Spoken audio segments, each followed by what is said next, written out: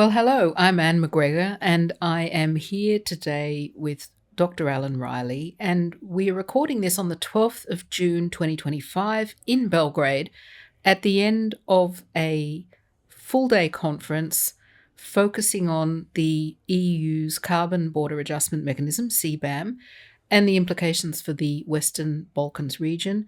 Alan, it's been a really productive day, a really interesting day. We heard first off from the Serbian Minister for Trade. She had some quite clear messages. We then had a speaker from the European Commission who was giving us the view from Brussels. And we've had a number of really, really interesting panels. Perhaps what stands out for you? What are some key messages that we've heard today and your own thoughts as to where we are right now with the Western Balkans getting ready for CBAM and the road ahead? Yeah, I mean, it's very good. I mean, I would say that it was very meaty today. There wasn't any kind of just rhetoric or whatever. There was quite a bit of detail, and the details are necessary because I think we said several times during the panels today, the devil is truly in the details, and the sense of urgency. We haven't got very long until the EU CBAM comes into operation. And the sense that there are so many things like the benchmarking, for example, which is not yet in place. And the inability of commercial traders and commercial operators to actually work out what to do. I think that's one of the things which came up. And then there's a question really of, faced with the incoming of the EU CBAM regime, what do you do? And I think that is actually quite a really difficult thing for the governments and advisors to work out where to go. Do you simply try and copy the EU regime? Do you do something else? There's a speed issue. We need to move at speed, but what do we do? That's right. I think we heard today that from the 1st of January 2026, Serbia is planning a carbon levy, a carbon tax of some sort. Yeah. And I guess we're going to see the draft legislation for that in the coming months. Yeah. Industry will be consulted. But that then really brings up some quite key financing questions, doesn't it? Because if a tax is collected in Serbia by the Serbian authorities, will that all be ploughed back into projects by which energy can decarbonise? Yeah. So I think we don't know the details of that yet, but that's going to be really key because a very big issue is this massive cost of going green. Yeah, and especially for the countries, the Western Balkans, who, for a whole host of historic reasons, which we don't need to get into, heavily depend on coal and lignite. So you have a very, very strongly coal-based system. And when you see most of the European Union states, even in Central Eastern Europe, even like Poland, progressively moving away from coal, you are becoming almost the most atypical region in the whole of the continent of Europe in terms of coal use. So that becomes quite difficult when the regulatory regime is moving to a different place. Yes. And where coal just is not really, is only going to have a very limited role. So that is quite difficult to deal with. So in a way, CBAM is the imperative for change. Yeah, I mean, you could argue it works to focus minds and create a way forward. Now, I think the difficulty is going to be is that because it's been left very, very late, and for a whole host of reasons, which again we don't need to get into, there is an urgency of what is Martin Luther King say, the fierce urgency of now, and this applies with extreme prejudice to Serbia and the whole Western Balkans, because you are facing charges very soon on your electricity imports, your electricity exports, your iron and steel exports, fertilizer, and so forth, and looking at ways. I think there are a whole series of issues about what you do. I mean, it's coming very, very close.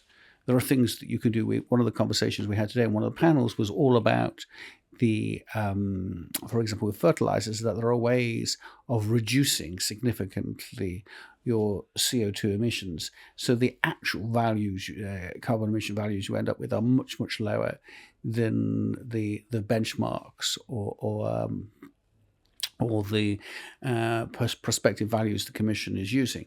So that can work. You need a verification system, but in principle, you can do things already. But whether or not, or it probably is going to hit the CBAM system, the Western Balkans economies, early next year, the idea to mitigate as far as possible and then put in place to remove the consequences, that is really quite important. And one of the issues about it is probably not to follow the EU system that in its entirety, partly because of the developing an emissions trading scheme, for example, which would be able to allow you to able to demonstrate that you took carbon into account, so therefore you didn't have to pay the CBAM. The problem with that is it would take ages. And I mean, if you see the British example, the Brits have a great system now, but it took years and years to get it, and with huge amounts of resources and know-how going in. So, the argument of putting in a carbon tax is where the Serbians are going is probably the right thing to do. It's easier to do, and speed here and execution are I think the key words that we have to look to. I think also what came out is today for me was that all the stakeholders need to be talking to each other more. Yeah.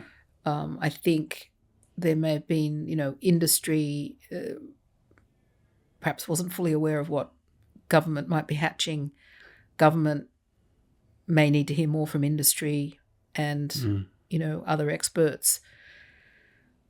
There needs to be just now working together to get to the desired end goals. And perhaps the time is past when we want to point the fingers at others for not having perhaps done what they might have done sooner, and really just getting on with it, because time is of the essence now, and let's not mess around. Yeah, I think I think it's focusing on practical solutions. So as you say, there's no point in finger pointing. We are where we are. We have to operate from where we are and find solutions. And I think if you look at it, you'd probably say, in the immediate run-up, it's probably going to next year, you're probably looking at mitigation strategies.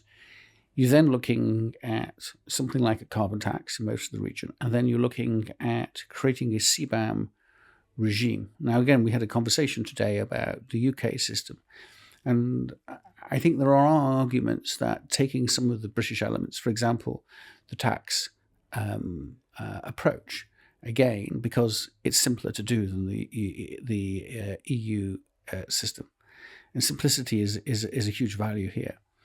And you can run the whole thing through the tax system. That you can see why that might be an option. And also having thresholds which take out as much of the SME sector.